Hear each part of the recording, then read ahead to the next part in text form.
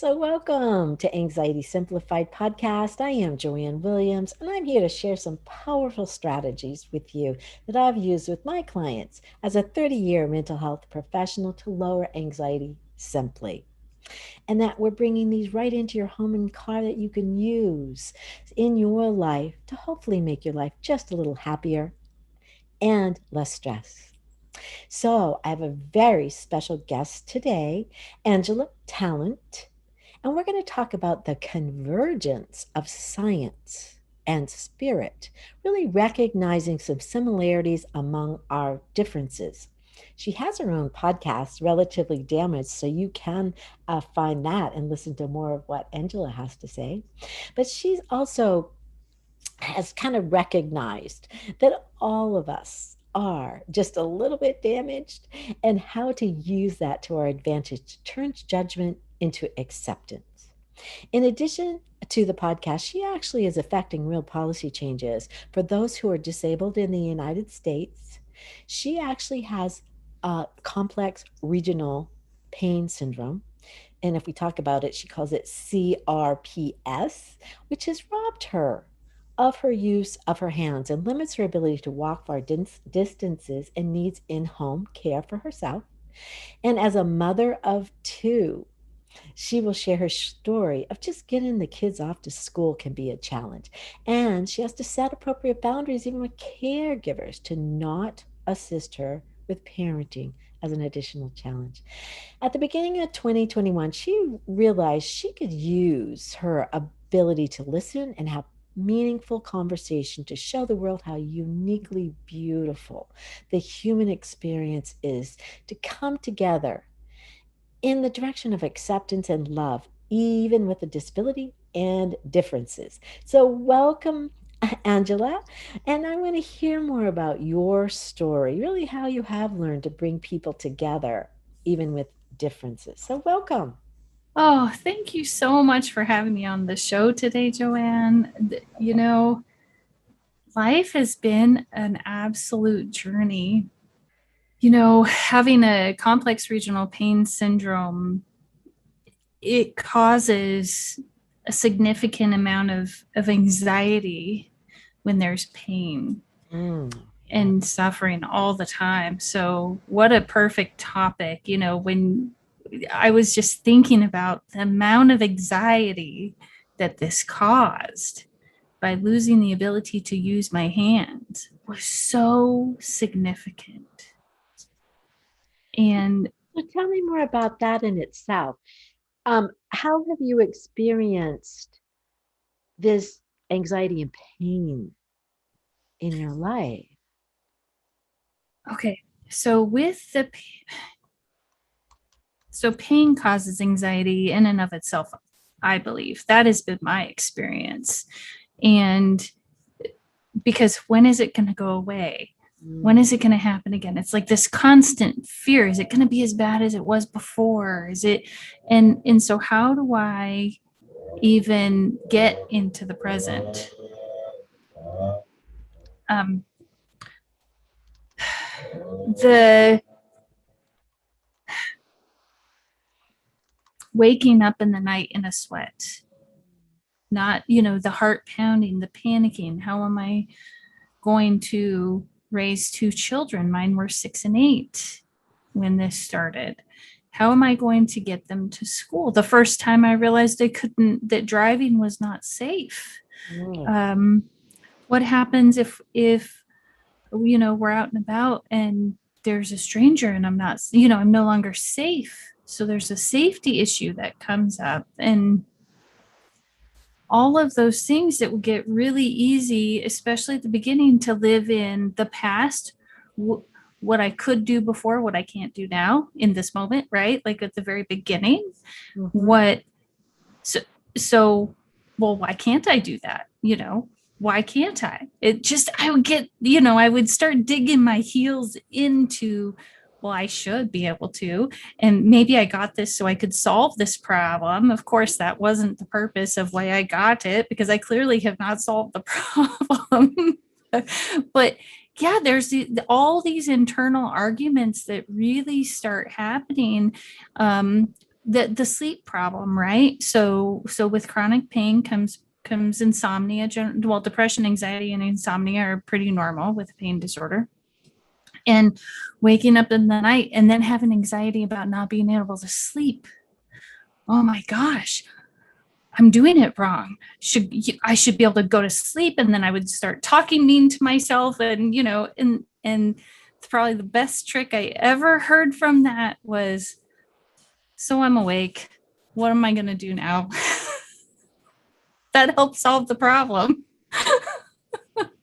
All right. So, I mean, it sounds like part of his journey has really been, how do I just deal with this situation today or in the sleep right now? Or, yeah, getting the kids to school. So it's like different ways that you figured out how to deal with this without, or with your hands not functioning like they used to. Did you used to have more functioning? Oh yeah, I've had full use of my hands.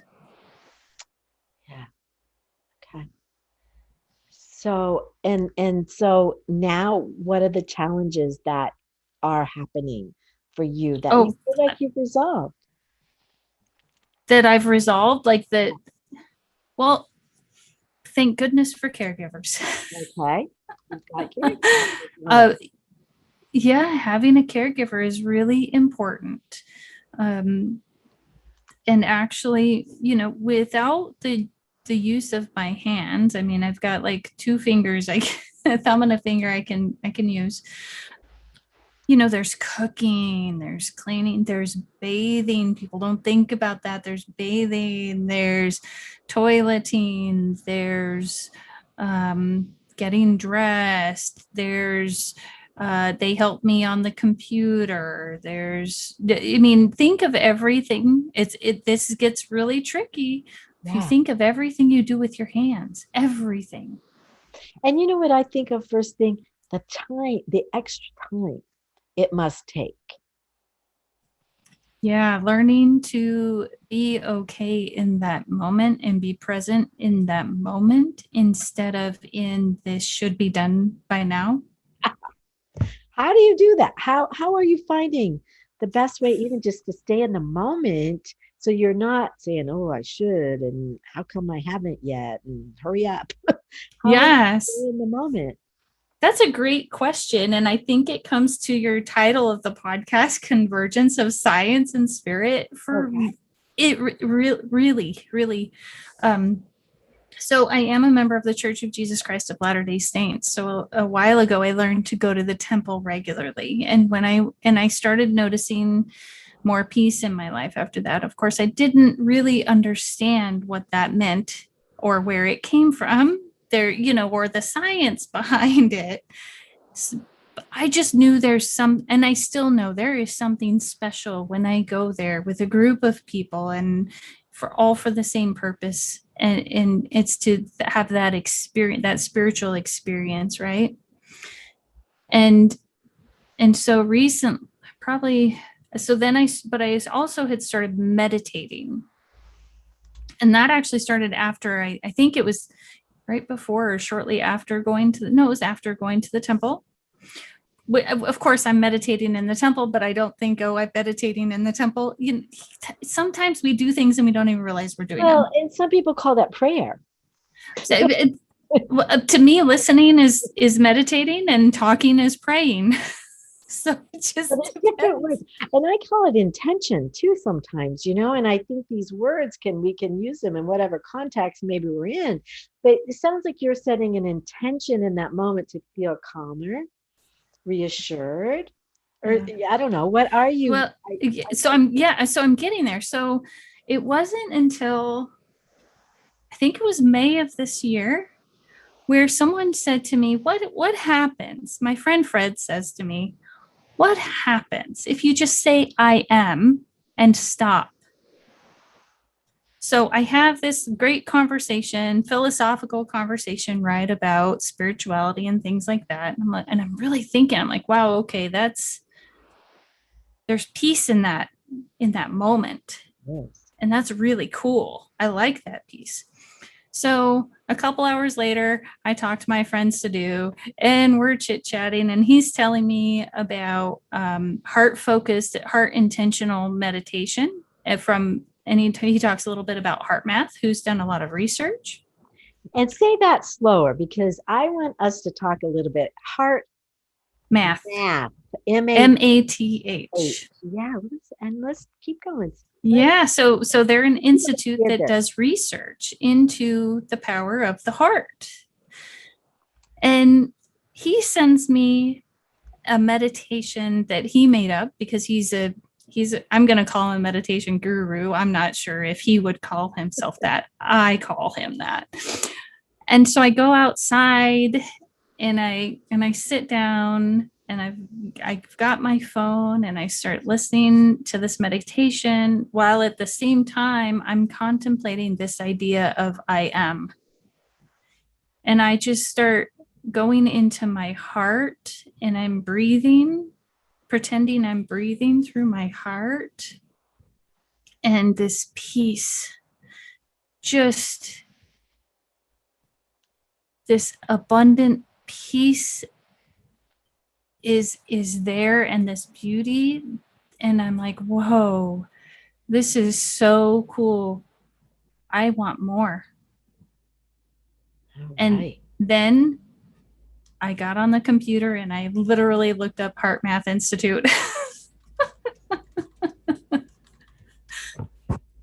Great. And they have done so much research. You know, the heart, there's an EMF field our heart gives off. So there's a field that the magnetometers, excuse me, can pick up 3 to 8 feet from our body. And when we're in dysregulated emotions, so that panic, that anxiety, that frustration, all of that, it's a very jagged line. It's a very jagged. And when we're in coherence, it's a very smooth line. Mm. So if I'm breathing and then when I start panicking, if I can go into my heart, then I can find that peace. So that's where, but so when that happened, when that I started to realize I get the same feeling at the temple, but I wasn't always consistent. And I thought, now my body as a temple takes on a new meaning. Oh, yeah. Oh, that's interesting. Yeah, because I mean, that's been the long held teaching, really. Our body is our temple. And, oops, sorry. And more about how we treat it. But this is like a whole nother level then of understanding how we can use it in a way that can really calm us or Yeah. be that way that can help us. And, I would like to even add something to this because along this same line is I've discovered the vagus nerve, which is one of our longest and largest nerve that runs all the way from our gut to our brain. And there's a breathing that some Netherlands researchers just found in 2019, and they call it 4 and 8 breathing, that just breathing in through your nose to the count of 4 and out through your mouth double or to the count of 8 and doing it for 2 minutes in through your nose, the count of 4 and out through your mouth to the count of 8 I think is this same convergence that you're talking about. But what happens with the vagus nerve, it sends out a calming chemical immediately into your system called acetylcholine, and it will also physically help to calm you. But I think this is that same vibrational connection that you're really talking about here with the energy. It is stimulating that nerve and can calm us. So I would even say add the 4 and 8 breathing to this for you. And the good thing about this breathing, you could do it anywhere and nobody has to know you're doing it. Yeah. Same with the And heart. So even if you just yes, focus on your heart, while you're doing the 4 and 8, because I Yes. also, my experience for me has been, they recognize, or I think they say 5 in, 5 out, but for me, I know I have to do longer out. Double it. Double it is what the Yeah. science And, shows. Yeah. and, but and yet when I focus on my heart and I do the breathing, Yeah. something else special happens. And if I remember the studies correctly, I believe it's the release of oxytocin. It's it's actually acetylcholine. Oxytocin can be part of it, but that's that bonding one, that ones that just make us feel like we're in love. And so the oxytocin it could be part of it because it's bonding. It's helping us feel that love. But it's actually acetylcholine, they call it. That's the calming one. Right, right. So acetylcholine calms and the Yeah, yeah, because I it think there are different connects. chemicals that Yeah. come from the heart. So there's Hmm. another chemical. So there's like, I think they said there's a total of 1,400 chemical Wow. reactions that are happening, right? Wow. Like, yeah, And you know something, as we kind of get into how we can even help each other with differences, this kind of use, what I would call of attention or intention, or people could call it prayer. However you want to do it, because they've shown across the globe using a prayer chain, is the same kind of thing that would help with healing. But doing this as a projection, I right. intend to send you some love with that intention, that out 8 feet out. I think they've shown it can go across the globe, even, you know. Yeah, it does. It transcends time. They're learning actually because HeartMath is also doing a global coherence. They're doing some studies. So what they're learning is that all you need to do is know that person, and it will transcend that time and space, which I think is fantastic. And it's just really beautiful, because how many times have you known someone across the country and you get a feeling, you call them and they're like, I was just thinking about you. Absolutely. I mean, I know. And I do that a lot with my children. It almost never fails. One calls me on the phone and I'm talking, and the other one calls at the exact same time. We are sending these vibrations. And, actually, I think it was Ford and Einstein said our brains are actually transmitters and receiver of energy and vibration. So we're sending and we're receiving this, and that's exactly what you're talking about here. We may not consciously understand it or to feel it in the moment that somebody's sending me these things, but we feel it somehow. yeah, we Yeah. do. We recognize, I think there is a greater, I mean, it's kind of like a fish swimming in water, and they're looking for the source of their life. Mm-hmm. And then they go on this journey and they come back, and they talk to the wise man in their village, and they's like, you're looking anxious. Well, I didn't find the answer. And he's like, well, I just call it water. So we're already swimming in it. Yeah, all around us is this vibration is right here, and we don't have to think so hard about this, or we don't have to figure it all out or know anything about it. We just have to use it. And one way my husband does this all the time, he's kind of funny and it's kind of corny, but I've kind of taken it. We'll have a game sometime when we used to go in the store before COVID, and we do with children a lot of times.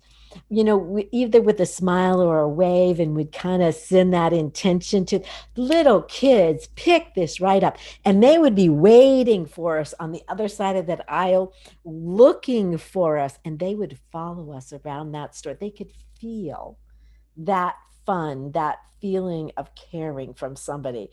And so you can do that. And he will call it sending somebody a shot of love. And he literally does a thing from his heart and whoosh, and throws it out there as kind of a shot of love. So it's kind of cute and kind of corny, but it actually gives you a way to use that intention to literally do that, so Yeah. that somebody actually They feel it. So this may be something, listeners, to little practice a little bit I think and it, have and I fun with. think it works. I I really know it do. I works. do it too. And, I'll purposefully, go into the grocery store. I remember a couple of weeks ago, it was so funny. We walked in and the grocery store felt heavy, and Mm-hmm. those places, when you walk into a place and it feels heavy, I Mm-hmm. think most people have experienced that, or when you walk in and you feel joy, right? I think that's that field. So I just started saying hi and smiling at everyone. I still have my mask on, but I'll tell you what, people started smiling and the energy lifted. And I don't think it was all me. Of course, I had my caregiver and a daughter with me. I think it was everyone. And, Mm-hmm. but it was weird. So, although it's kind of weird to think you have an impact and you can choose to spread love or not. And which goes to like some of those, just a little discussion on those dysregulating feelings when I'm having those now, because they're consistent and regular. It's part of, excuse me, I hit the, it's part of who I am. I love that part of me. So instead of being Oh, mad at the anxiety, oh man, yeah, this is hard right now, or the insomnia, yeah, okay, guess we're not sleeping right now. We'll, distract ourselves some other way, So it's just, and so loving that instead of being mad at it. So let's take that to people. If I look at, so another trick that I've recently been using is what if they're part of me? What if that person was a part of me and I was talking to them like that? Or as someone I interviewed a while ago, the podcast is not out yet, but she said she would try to talk to herself like her best friend's best friend, because there's no way her best friend would let her talk to her best friend's best friend that way. right. Good. Oh, that's good. And you know what I heard in that too? There's a lot of acceptance that I hear that you have for yourself that turns to love. Because it's like, yes, I could be frustrated, in pain, or having anxiety, or not having, we all could identify maybe not having a good day, maybe not to the level that you're talking, but I'm hearing you accept. And sometimes with just acceptance, it kind of just makes us feel okay. I'm okay right now. And there's a lot of things to be grateful for, but it means I'm going to move into something else later. I don't have to stay here. So nice. Yeah, it does. I think that it's just accepting that moment as it is and perfect, in that Yeah. that is the emotion that is coming up right now. And it doesn't make, I don't want people to get the idea that that makes it go away. Mhm. It's just accepting that this is part of being. Yeah, and I kind of sometimes feel like a shift happens. You're right, it doesn't turn in some rosy day or something, but it kind of just makes it shift and mellow maybe a little bit and not quite so Yeah. pronounced. Right. Yeah. Is that the Yeah. way you feel it? Yeah. Yeah. It's still there. It's just not at the forefront, because I accepted it and loved it a little bit for what it was. Then I don't have to get into my head and Yeah. re-trigger, like, There it is. rumination, right? So with Yeah. rumination, it's that re-trigger. And my understanding is that emotions are short-lived. So if emotions are short-lived, then the only way I can make it continue to keep going is to keep bringing up the trigger, to keep re-triggering myself. Hmm. And if I can somehow, it takes a lot of mind work sometimes. In the beginning, it really does. But if you can get that shift happening quicker and quicker, you kind of don't have to stay in that so long, the uncomfortable Yeah, part. for sure. Yeah. And that's the goal, is or just knowing that this moment is tough and hopefully the next moment's not going to be so tough, and knowing that you're going to love that moment for what it is, even if it's painful and miserable, you know. because, we haven't talked about the pain, as the pain comes in, I don't always get to change that, right? Like, so I'm You know, loving that. and Like, what I'm hearing though is that you can change your attitude about it. That's what you yes. can do. May not change that initial pain, but you can change the way you're looking at it. Yeah. So, like, instead of running away or pushing away or being angry at the pain, I can love it for telling me, okay, maybe it's time to take a break. Yeah. Like with walking, I can't walk far distances. So we have a little fishing chair the caregiver brings with us. And I'll take my walk and when I need to rest. And then instead of being mad or anxious or upset or deciding what everyone else is thinking about me, I can instead realize, oh, I get to take a break and look at what's happening around me. Yeah. Oh, I Kind get of to see the appreciate it. trees and the birds. And I get to sit there. Whereas before, I probably just would have been walk, walk, walk, walk, walk, walk, walk, walk, Hurry, walk, hurry, and in my hurry. head and solving other problems. Yeah, and not being in the moment. And it sounds like you do take kind of a chance, to I'm hearing a lot of A's, acknowledge, accept, appreciate just being in that moment then. Yeah. Yeah.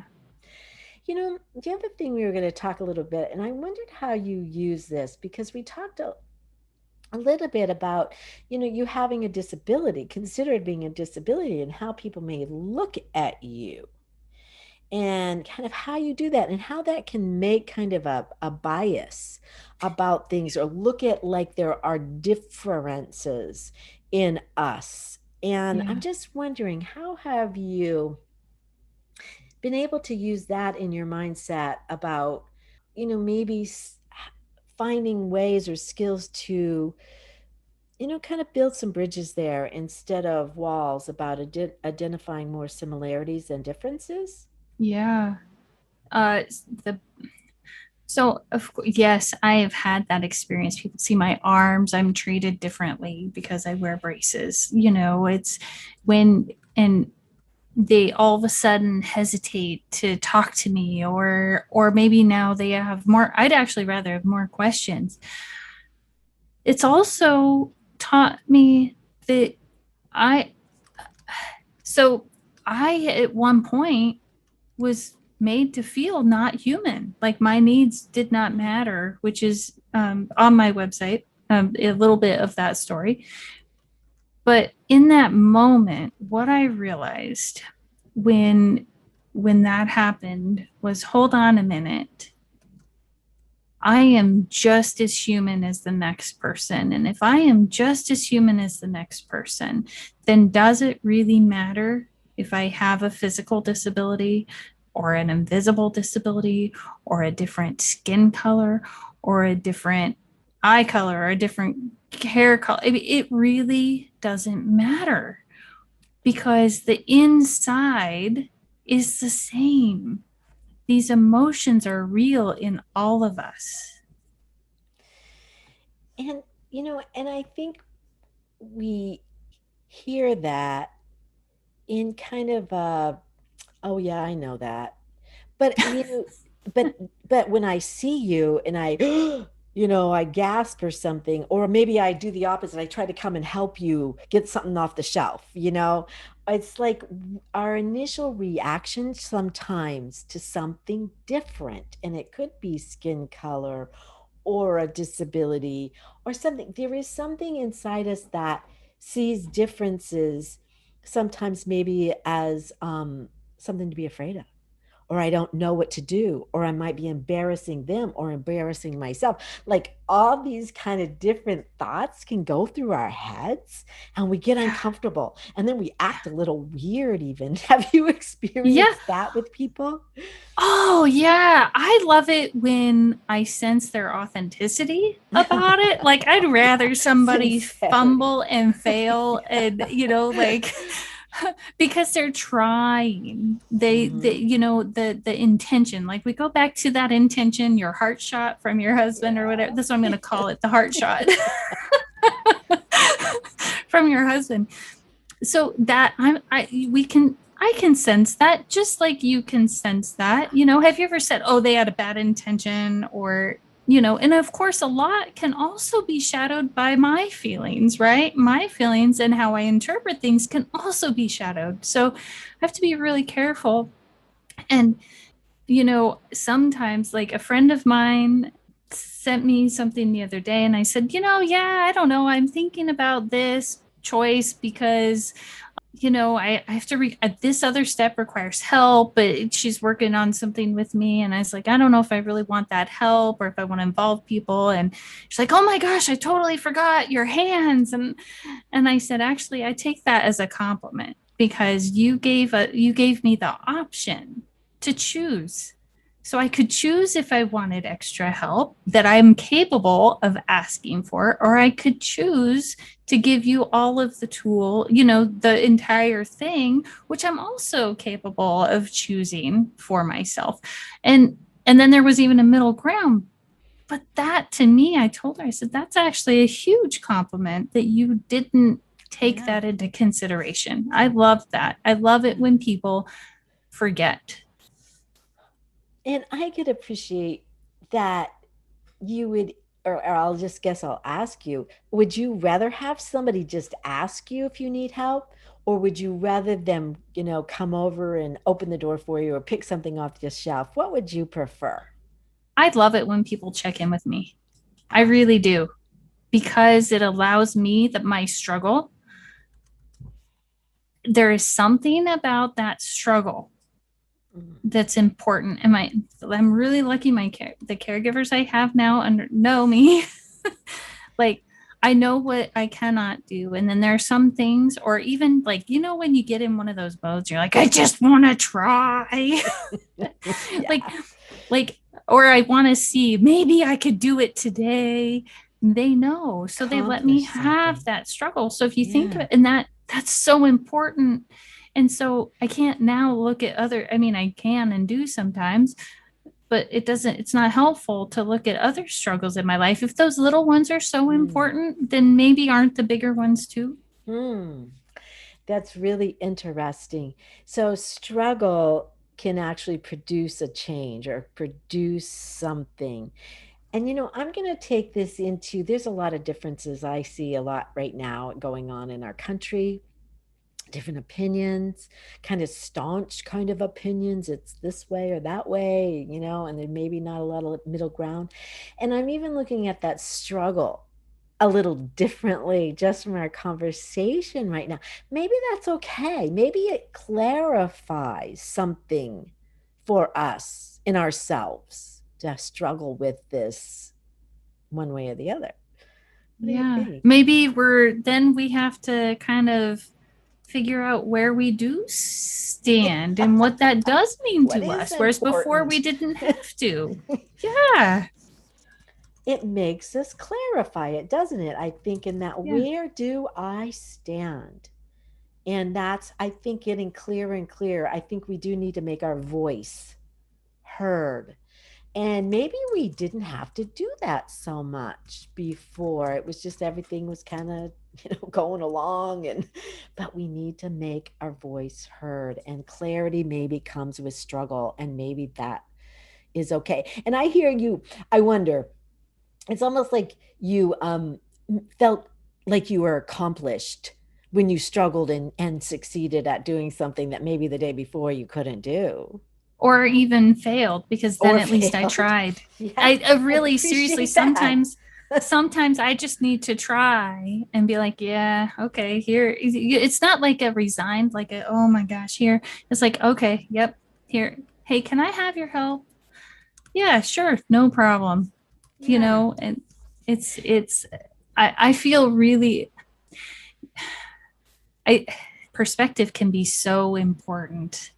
And at first, I didn't want to have caregivers. And I'm actually so grateful now, because I have people on my team that I have relationships with, and they don't just help me, I get to help them in other ways. Like, true, isn't it? It's an honor to get to share my life and my Yeah. journey with other people. So when I look at it from that perspective, it's a really beautiful thing instead of looking at it from, oh man, I gotta have caregivers. You Yeah. know, but you bring up a good point. At some point in our lives, when we start our lives and usually when we end our lives, we have to accept some help. And I think for some people, that perspective, they see it as negative. I have to have somebody, help me or whatever. Instead of seeing that as I get to allow somebody to be part of my life to help me at this time and be really grateful for that give and take, because that does allow somebody else to feel something when we allow them to give to us in a Yeah. way that we may not get to experience very often. And you I get that both, it Yeah, and I seems think like. it was called, I love the way Marshall B. Rosenberg said it, the gift of receiving. The gift Because of you don't, he would, receiving. I think he talked about it as, when you go to your neighbor for a cup of coffee or a cup of sugar or whatever it is, it's like knocking at the door like Santa Claus, ho, ho, ho, I need some sugar, and and something really neat happens in that moment when you're asking, and there's this connection, and now you're getting to know your neighbor and they're getting to know you, and there's this that we're becoming Mm. connected in that moment. And when you said about the beginning and end of life, the one thing I really thought about the end of life, it's so fun to be there at the beginning of life, and yet at the end of life, what happens if you could give someone the gift of that wisdom and you wouldn't have been able to give it to them otherwise because they weren't there, and they wouldn't have been there had they not been helping you? And how could that further the human race? You know, I couldn't agree more. And I really hope that's what this podcast does. I really think you're bringing us perspective to, and yours too, that you're bringing a perspective. I really hope listeners will hear differently than it just seems like a lot of times there's an expectation. Oh, to give, or those people that all they want to do is take, or something, and see this in a different way. That building a connection, I hear you when you're asking. There's just kind of an openness of your heart to receive. It is a gift. Yeah, and then to be able to give back later, because if you, I mean, it's just, it's not a negotiation. It's not about that. It's not about they gave me five, a cup of sugar, I need to give them a cup and a quarter of sugar. It's not about that. It's about that relationship. It's Building, about the yeah. connection. Yeah. And building relationships absolutely has to start with a connection. And so maybe if there's something people could take away in this crazy world right now, is how to build connections. And it might just start with listening or asking some good questions to really want the intention of connecting with a real sense from your heart, or sending that shot to somebody who might, you can hear them defending their stance about some, they're really staunch about it. Okay. And just even send that little shot of love to them to show you're here, I'm listening. And maybe that's enough. Yeah. And maybe even a step further, loving their dedication to their belief. Their passion. Loving that. I mean, if I can't do anything, I can certainly love that, right? Right.